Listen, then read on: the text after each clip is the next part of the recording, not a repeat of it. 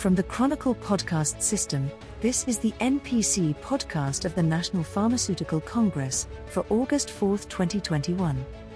The NPC podcast was created to discuss and consider the purpose, process and people of the pharma industry during the year of COVID. So, let's continue the healthcare conversation by answering questions sent by listeners. Just like you. This program is presented in cooperation with Imprez, Canada's next-generation commercial partner. The industry is rapidly evolving, and Imprez is designed to help you evolve with it. Learn more about Imprez tailored best-in-class solutions at www.imprez.com. Our guest today is Brian Bloom, of the Burton Investment Group in Toronto. Brian will speak with your host, Peter Brenders, about the relationship between money and the life sciences. But first, here is Mitch Shannon, the CEO of Chronicle Companies. Mitch, may I ask how your investments are performing? Leona, you are certainly entitled to ask, but only if you're prepared to hear me repeat the word bio-niche and swear a lot. Honestly, you'd be far better off asking that question of today's guest, an old friend of the National Pharma Congress, Brian Bloom. With Jolie and Burton and their acclaimed team, the Burton and Company name and reputation is known throughout the pharma sector. The annual BB conference and holiday party is almost the equal of Lollapalooza or Burning Man, except it's for investors in the life sciences, along with the executives who want to hang out with them. Here's Mr. Bloom in conversation with Peter. Welcome to the NPC podcast. I'm Peter Brenders, your host. In our continuing look at the purpose, process, and people in pharma in Canada, this episode takes a look at how the development of new drugs, and companies, gets paid for. Specifically, we're going to talk about the public capital market. And we're delighted to have one of Canada's foremost experts and, frankly, the champion for investing in Canadian life sciences companies, Brian Bloom, co-founder, chairman, and CEO of Burton & Co. Welcome to the NPC podcast, Brian. Thank you for having me, Peter. Brian, I wanted to highlight to our audience the leadership of Burton has in Canada for the Canadian pharma, biotech, life sciences sector, that investment area. Your firm has been sort of that leading light. But I was hoping you could give our listeners a little bit of an overview on your firm and the firm you co-created. So why did you set up Burton, and what are you guys doing these days? We're doing lots of things, and I thank you very much for the opportunity. I also want to thank you for hosting this platform and for providing our listeners so many interesting interviews and opportunities to learn about this sector. So Burton is the only investment banking firm dedicated to healthcare in Canada. And healthcare, we include biotechnology research and development, pharmaceuticals, generics, medical devices and diagnostic services, and digital health. And just like RBC and Goldman Sachs, what Burton does is we provide a range of services that help investors and that help companies grow. And specifically, we deliver services that include helping companies raise capital, advising on mergers and acquisitions and other growth initiatives, providing investment research and helping institutional investors trade stocks on the stock exchange. We also have a large consulting practice. We make direct investments through the Burton funds.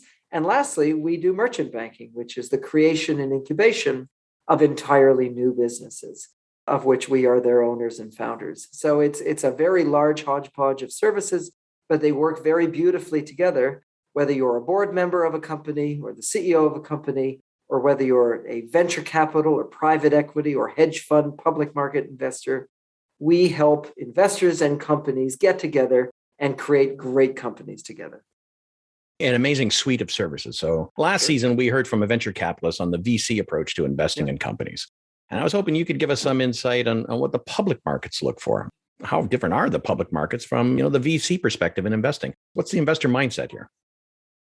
Good question. So a venture capitalist or myself at Burton, we are all looking for, at the end of the day, the same thing, which is a company that can create value for investors.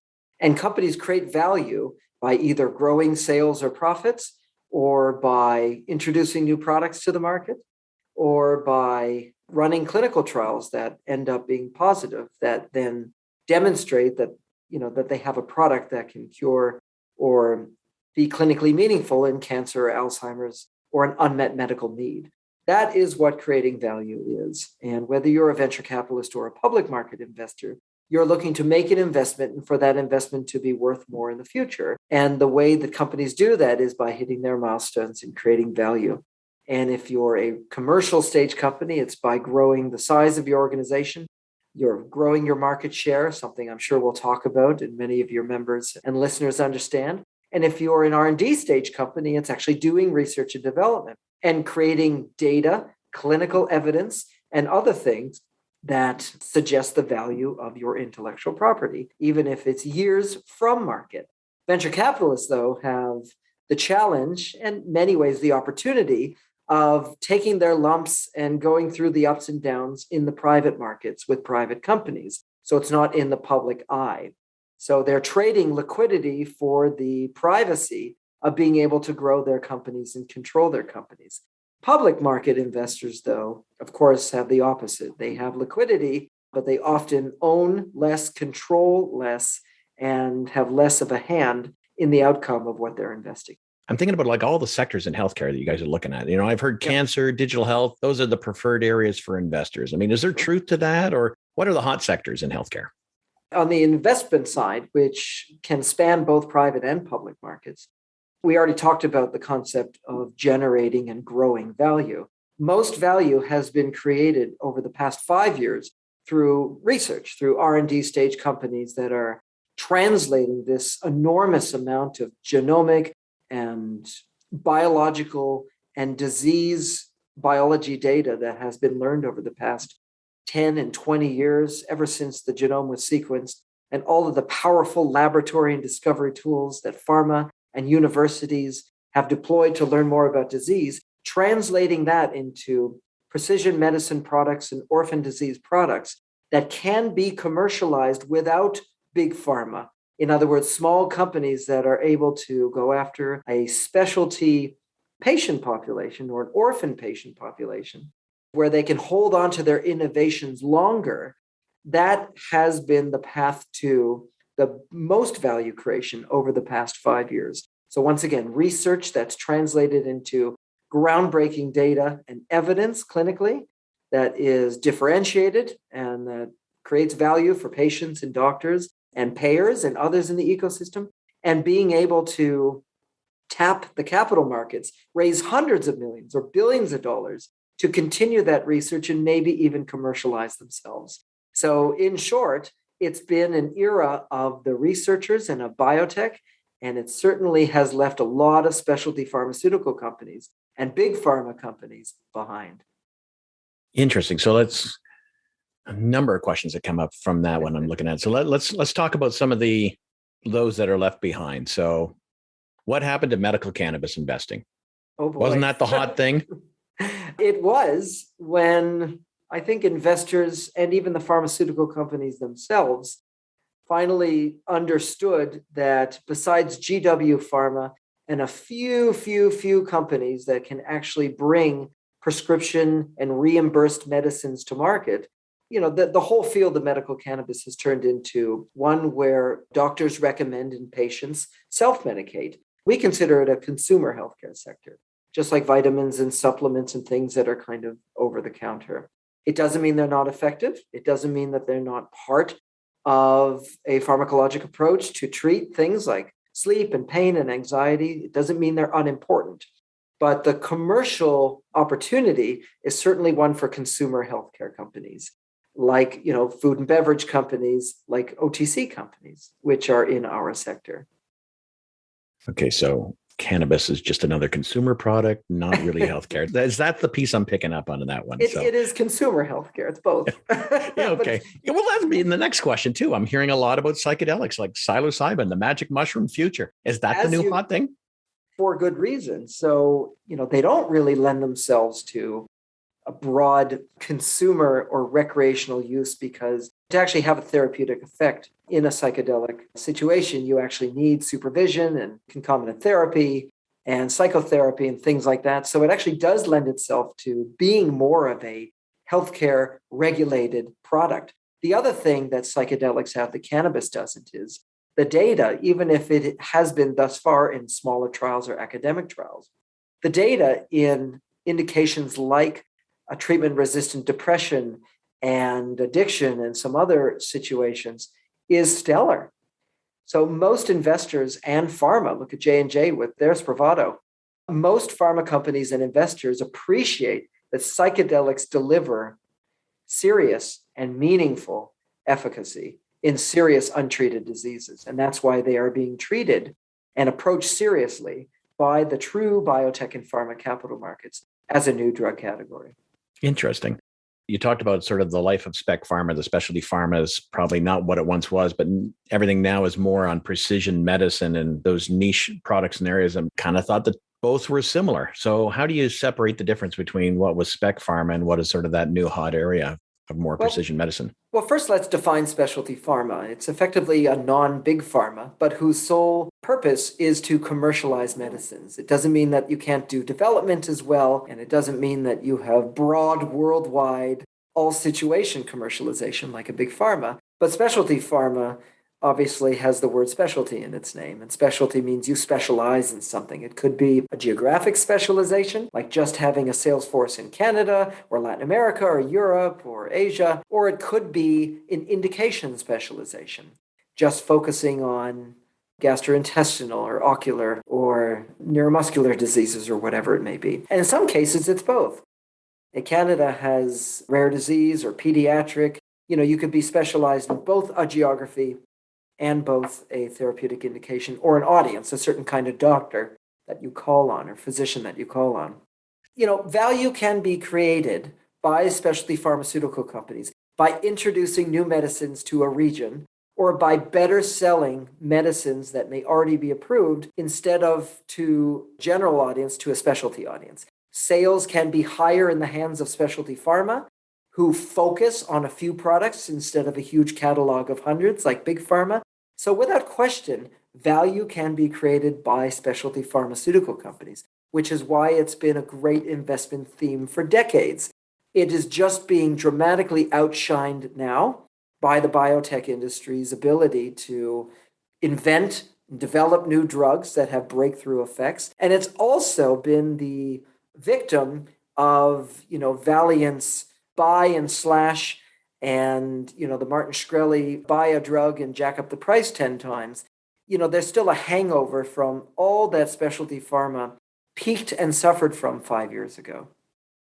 So let's talk a little bit about then in terms of the market's appetite. You said, so it's been overshadowed. Spec pharma really isn't the darling investment target anymore. Let's come up with that new science and new inventions in that space. Does that apply to Canada, the Canadian markets? Do they follow that same pattern? They do and they don't. So Canadian investors and Canadian specialty pharmaceutical companies are unique because the Canadian market requires the importation of and the registration of drugs that are invented elsewhere.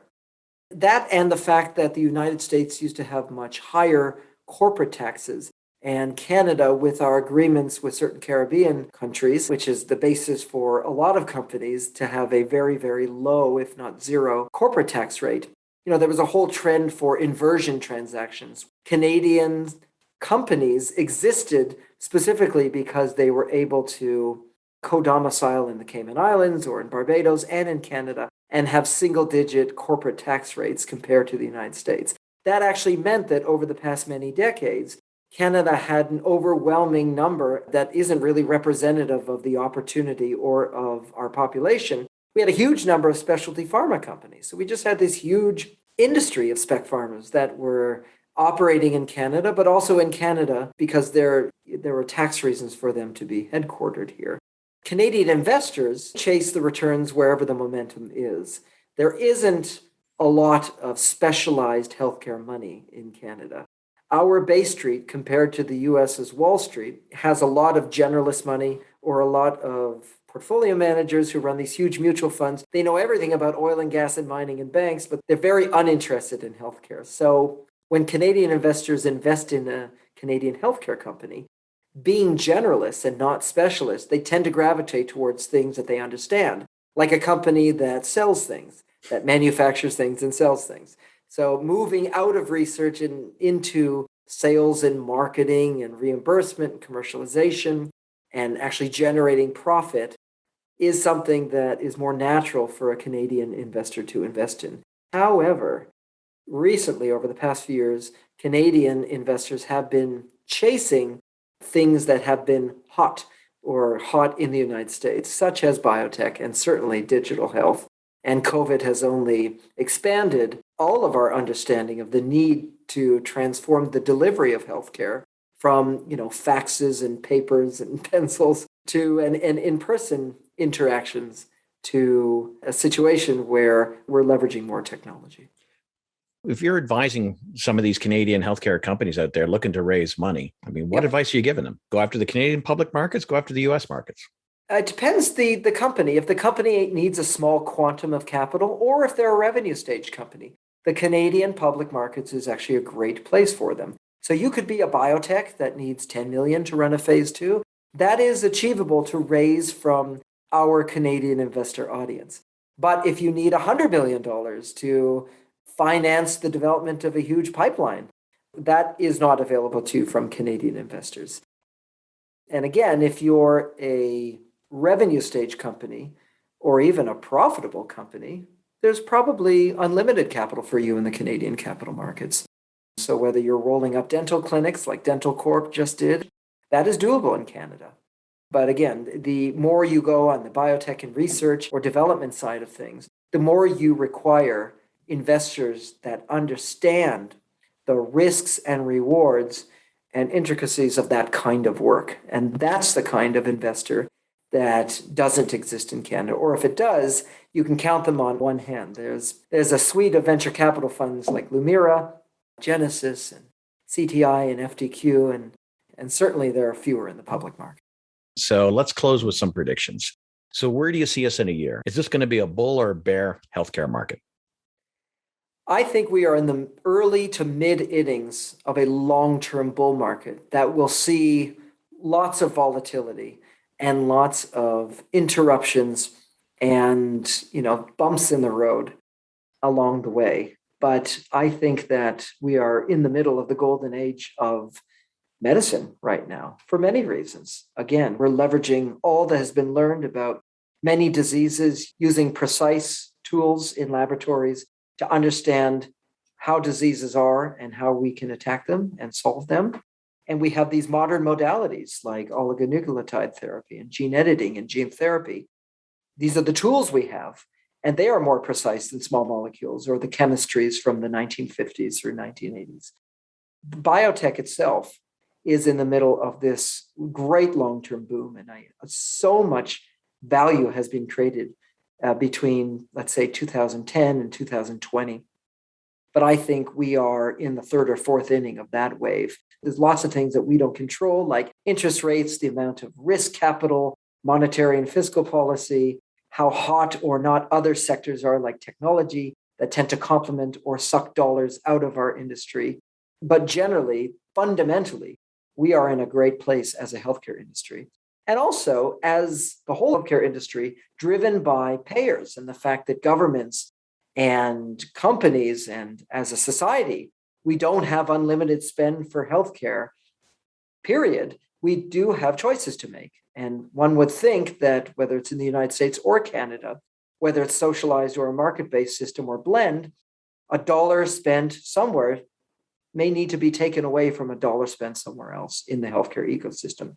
So whether it's digital health or innovation of how drugs are delivered, how things are prescribed, how care is delivered, modernizing all of our healthcare delivery infrastructure is also experiencing a big bull market right now. We have been speaking with Brian Bloom, Chairman and CEO of Bloom Burton, on the NPC podcast. Thank you for listening. Thanks to Brian and Peter. As they used to say about Elmer Vasco of the NHL, the crowd isn't yelling boo, they're chanting Bloom. Actually, if you've heard his previous comments about the medical cannabis industry, perhaps those really were boos. Any follow-up questions or comments about today's conversation? If so, just message us via Twitter at 2021NPC. You can also send email to health@chronicle.org or phone our comment line at 647-873-6995. If you like today's podcast, please share it with your colleagues. You can find it at Apple iTunes, Google Podcasts, Spotify, Stitcher, or wherever you get your podcasts. The NPC podcast is presented in cooperation with Imprez, Canada's next generation commercial partner. Check them out at www.imprez.com. I'm Mitch Shannon of Chronicle Companies. The podcast producer is Jeremy Visser, assisted by Aria Empakaris. The announcer was Leona Verbel. The musical theme is performed with Whimsy by the NPC Podcast Orchestra under the direction of Maestro David Milbrook. We'll talk again next Wednesday when our guest will be Dr. Blair Pearson. Until then, stay safe.